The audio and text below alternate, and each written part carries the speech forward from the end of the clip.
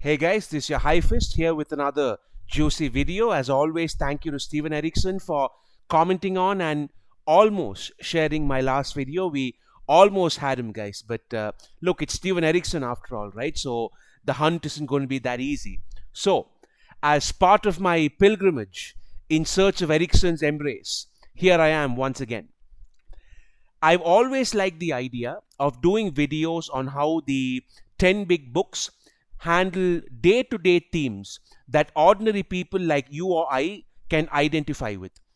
When we sometimes look at some of the larger thematic issues like empire, slavery, immortality, godhood, conquest, it can be quite easy for us to staple those on to the larger than life characters that we see in the books. And that's the kind of big thematic issues that I've typically touched on this channel as well. But Steven Erickson does a great job handling issues that are a lot more relatable as well, something that he perhaps doesn't get enough credit for. So let's try to look at what some of those are. The complicated relationship between a parent and a child, for instance, is something most of us can relate to. And we have many different portrayals of parents and children in the series. Being betrayed by a friend, that is something that most of us can relate to, and there are numerous instances of that being explored in the 10 big books. What else? Coming of age, right? The sort of the difficult transition from being a child into an adult. Look at the number of unique characters and unique stories we have that show this transformation. Ganos Paran, Casa Oolong, Silver Fox, even Felicine. These are all coming of age stories in one sense, just given the Malazan treatment. So we have tons of themes like that. One of my favorites among these is the topic of our video today: losing faith in God or rejecting the God that you grew up with. This is an issue that many regular people like you and I might face. Many of you who are watching this video right now might have faced this issue where maybe you've lost your faith entirely, or you're not as firm a believer as you used to be, or you are an even firmer believer than you used to be, or you've now switched religions, or you identify yourself as an atheist completely. You get the gist, right? There are sort of, it's a problem that many people who are quote unquote critical thinkers will have to face at some point of time in their lives, most of us anyway. And when we look at this entire sort of back and forth in the 10 big books, we see this debate from many different sides without it being a debate at all. We see the side of the people losing their faith and people with strong faith without really either side being sort of insulted or mocked.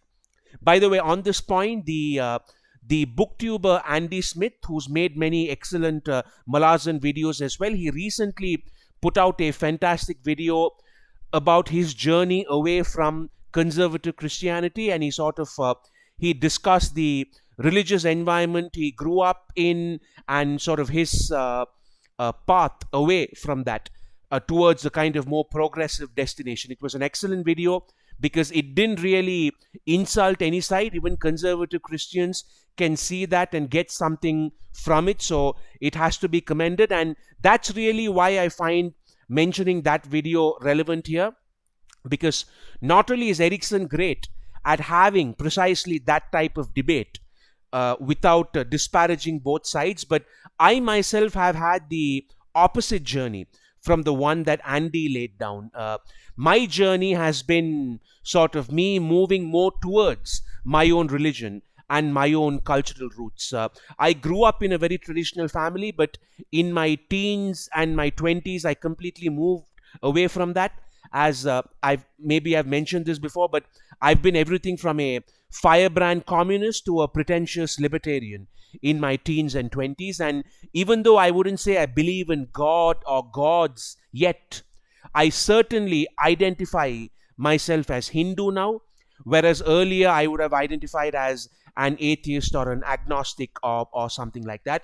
And I was one of those people who would constantly fall into this trap of assuming that religious people and people who believe in God are idiots, and that atheists and agnostics are somehow smarter, right? But the older I get and the more I see the world, I see how wrong I was.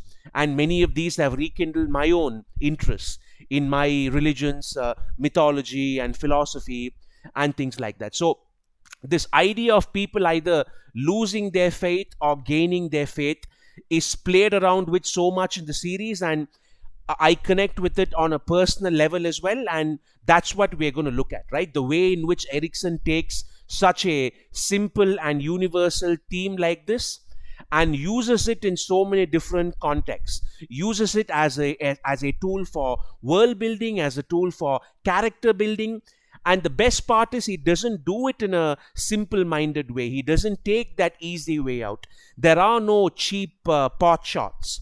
It's always the positives and the negatives of faith, and he gets into the heads of both the skeptics and the true believers without necessarily throwing either of them under the bus. It's even explored within the context of non-human societies in the Book of the Fallen, and Erikson sometimes tailors this issue based on the nature of some of these non-human species rather than just copy pasting our own experiences into theirs. My favorite example of this is the Focrulaceae, who have killed their own god, outright rejected and killed their own god. It's such an alien idea to us, and yet it's so consistent with the morality and the nature of the Focrulaceae. Of course, this is what they would do once they lose faith in their own god. And they are precisely the type of creature that would do this. They kind of they often resort to these shenanigans even against the other gods, right? If you remember, they waged a big war against the errant because they said he was too neutral. They completely lost faith in his ability to be an arbiter of anything. And to them, the natural course of action was to try destroying this god. So I thought that was a real cool, non-human example of this trope. In the human and humanite societies, we have plenty of examples as well. One of my favorites would be Kasa Olong and the Unbound, the faces on the rock. Kasa's first real character arc in the series, if we think about it, is precisely this issue we're discussing today: losing faith in your god or gods. Kasa initially reveres them, and he initially belongs to the Steblar religion that worships them. But as he grows and travels and sees the world around him, his faith starts getting shaken. He starts seeing through the religion, and he starts paying attention to the sort of the underlying agenda of power and control that lies at the heart of it. And the more he grows, the more he loses his faith completely. This ends up having a major impact on the storyline itself, obviously, because him losing his faith in his own gods ends up making him reject the offer of the crippled god as well. He says, I will never trust a god again. I will never bow to a god again. And what's even more tragic is that as he rejects this offer and walks away like the unstoppable badass he is, we see poor Rulard whimpering and screaming in agony and pain. Poor Rulard, who has kind of lost everything in return for his faith in the crippled god. He's lost his kingdom, his family, his own life. Everything has been lost because he put his faith in the crippled god. A funnier example of this is my boy Quick Ben and his sort of constant betrayal of Shadowthrone, and the way he kind of sees Shadowthrone as a kind of just a liability from the past. His relationship with Shadowthrone is interesting, and it kind of fits into this theme in a quirky way because he was a high priest of Shadow, and for unknown reasons, he later left to go do his own thing, right? Probably because he's Quick Ben. We never really get to find out why, because of the nature of the Quick Ben character himself, right? He doesn't really see this as a moral dilemma worth introspecting on, and therefore we get almost nothing on it. The only thing we know is that his loss of faith is used as a kind of plot device to further his adventures. This is paralleled with Kalam, who also has an interesting complication with his own god, with Cotillion, the patron saint of assassins, the god of assassins, whatever. He prays to and even successfully summons Cotillion when he needs help, but he has no real faith or devotion to him. It's very similar to sort of the relationship that Apsala and Cotillon end up having, because if you think about it, Gardens of the Moon has this theme recurring a lot, and Cotillion's possession of Apsala really sets up both his storyline and her storyline for sort of the future books. For Apsala, it's all about dealing with the woman that she has now become because of that possession. And for Cotillon, it's about dealing with the remnants of his humanity, because he's a relatively new god and he doesn't really know where that moral line is. And here again, we have a really interesting dynamic when it comes to the faith and loss of faith thing, because she continues to work for him, not because she has a good opinion of him as a god, or because she has any kind of devotion towards him or anything, but because she knows that being his tool is also a part of her journey towards finding herself again. Her companion, Crocus, has one of the most sort of visibly metaphorical scenes in the entire series for our theme today, where he tosses the coin into the ocean. It's a very sort of visual casting away of Opon. And if you think about it, the twins never really play a big role or present a big threat after that in the series, once they have just been visually thrown away like that. Speaking of Opon, we must also add that Ganos Paran, right, his refusal to be their pawn is one of his first character arcs as well. So we see this recurring theme throughout the series, where many of the primary characters, both male and female, often the first obstacle that they kind of need to bypass in order for them to become three-dimensional characters in this large saga is for them to kind of overcome this dynamic between a mortal and a god, and overcoming either this faith or this imposed sort of religious system on them. The biggest and bleakest example of this, to me, by far, is Gruntle and Treech. This is a typical story of a man losing faith in his god, but taken to a completely whole new level by being given the Malazan treatment. That final desperate showdown he has against Kilava, which is an awesome fight in itself, right? A giant soul-taken tiger and a giant soul-taken panther just ripping each other apart. It was so awesome. And he's not doing it because he cares about the dragons coming into the real world. He's doing it purely because he's rejecting his god. He has lost any remnant of faith in his god. He doesn't want to be the mortal sword. He doesn't want to have anything to do with Treech. He would rather just die. And even in his sort of his final scenes, notice what his last thoughts are, right? His last thoughts are not about Treech or the dragons or even Kilava, who's just killed him. He's thinking about Stony Minakis as he dies. A more subdued version of sorts, I guess, would be the story of Leomund of the Flails, where in many ways his arc once again revolves around him losing his faith in the whirlwind goddess. He starts off being as loyal as anyone else, but because of his own nature once again, and as he sees things falling apart, Leomund grows sick of the entire thing. And he says, look, I just want to leave. I just want to be left alone. I don't want to have anything to do with these types. Now, it's not as simple as simply portraying people losing their faith. As I was saying, if we were to do that, there would be nothing interesting there. There would be nothing to contrast all these cases with. There would be no thematic power to this. There are just as many instances, and this is where Erikson does a great balancing act, where people prove that faith is important and faith can be a strong force in determining who they are. And that no matter how strong some people become, their sort of faith is something they can never shake away. My favorite example of this is Teshren, who was originally a member of the Drek cult, and everybody thinks he left it a long time ago. But at the very end of the Bone Hunters, we find out that he was a loyal and faithful follower of Drek this entire time. He never left the cult. I thought that was a really cool inversion of the whole losing your faith kind of recurring thing we've seen throughout the books. A more powerful example is someone like Itkovian, who loses his God but doesn't lose his faith. Think about that, right? He loses his God, but he doesn't lose his faith. And here's where Itkovian's greatness really stands out.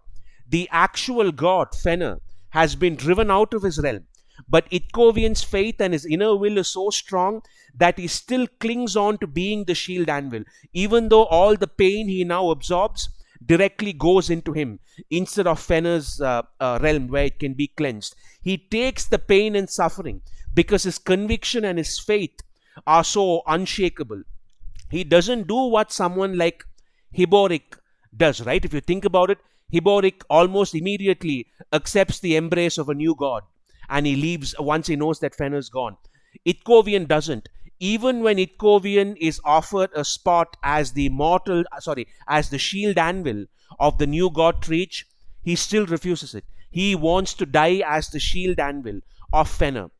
The Itkovian story brings me to another point that I kind of mentioned earlier, which is Erikson's brilliant way in which these tropes can be played with, even with non-human characters. If we look at the Tilan Aimas and how they find salvation in Itkovian's faith, that tells 1,000 stories by itself, right? Because the Tilan Aimas don't really have a conventional form of worship the way we do. Apsala even tells Quigben and Kalam that Stormy has been through the path of fire, the fire of Telan, to become a near ascendant creature, and this is the closest that the Tilan Aimas have to a concept like worship. They are unlike us in that fundamental way. While humans are inherently geared towards anthropomorphic gods, the Aimas have none of that. And look where this lack of religion and faith and sort of a systematic belief system gets them in their darkest moment of despair. They have no gods to turn to for salvation, no faith or religion to heal their wounds when they've been abused by the Jagut tyrants over and over again. No. Instead, they are forced to take up the mantle themselves. They are forced to do for themselves what in human societies we would consider the duty of gods, to protect us from these calamities. They have no god, and they turn themselves into these undead, immortal zombies. And when they are tired and when they just want oblivion, they go to Silverfox, who's the closest they have at that point to a god, and they ask her to give them release. They ask her to give them peace, and she refuses. This is a constant theme in many religions where the followers kind of want release, oblivion, by becoming one with God. And the Aimas wanted this, and Silverfox said, no, I have other plans for you.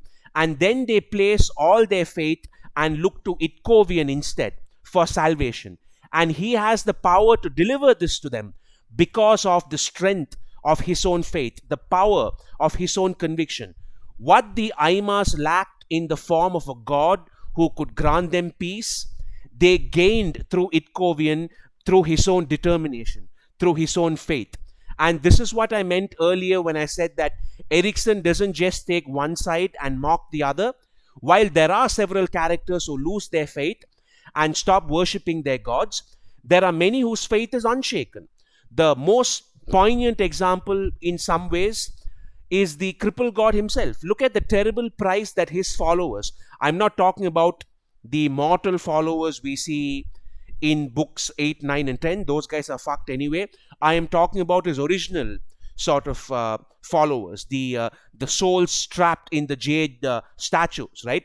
The price they pay for their devotion to their god is being trapped across space and time in these jade prisons. And yet, by the end of the story, they do achieve salvation. Erikson does reunite them with their god, and the unshakable faith they have in the cripple god is vindicated in the end. So Erikson doesn't just use it as a cheap excuse to laugh at religion and faith. The final point I'd like to touch on is how this situation, right, is then parallel with the gods themselves, because the gods are dependent on faith for their power. And this becomes a particularly important part of where they stand in the divine hierarchy.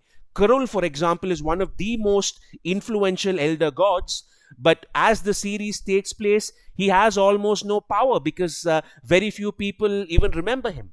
And we see many gods in even worse positions since nobody remembers them. So they just flickers and in many senses useless. Does anybody remember that really sad and tragic bear god in Toll the Hounds that follows Samardev around, which ultimately died killing a hound of light, if I'm not mistaken? That was a forgotten god, and all it wanted was for someone to remember it before it died, for someone to have some kind of faith in it before it died. Many gods, though, have nothing but disdain for their faithful followers, so it's a bit of a double-edged sword as well. Bug, as we all know, hates his devotees, and rightly so. Osurk would rather run from the Tis Leosin than answer their prayers, and rightly so. In fact, all the Tis races, if you think about it, are lost without their higher power in some way. The Andi have been abandoned by Mother Dark, the Leosin have been abandoned by Osurk, the Edur don't really have Scandabari Blood Eye because of their own betrayal, and they don't even know that he's the betrayer. Well, the women do, but the men don't.